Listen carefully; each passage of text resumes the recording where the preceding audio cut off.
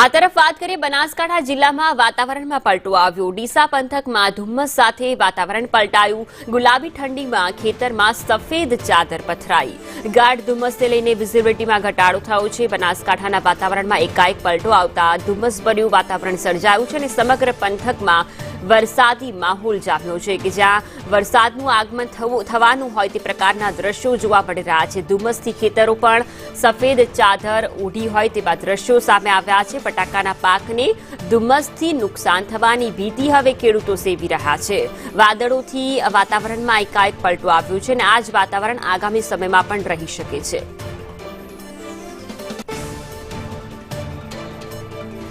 તો ખેતરમાં ધુમ્મસની સફેદ ચાદર પથરાઈ છે। બનાસકાંઠાના દ્રશ્યો છે કે જ્યાં સવારના સુમારે પણ જે દ્રશ્યો સામે આવ્યા છે। રાતનું અંધકાર જેવું વાતાવરણ સર્જાયું છે। ગાઢ ધુમ્મસને કારણે ખેડૂતો હવે બટાટાના પાકને મોટા પ્રમાણમાં નુકસાનની ભીતિ સેવી રહ્યા છે।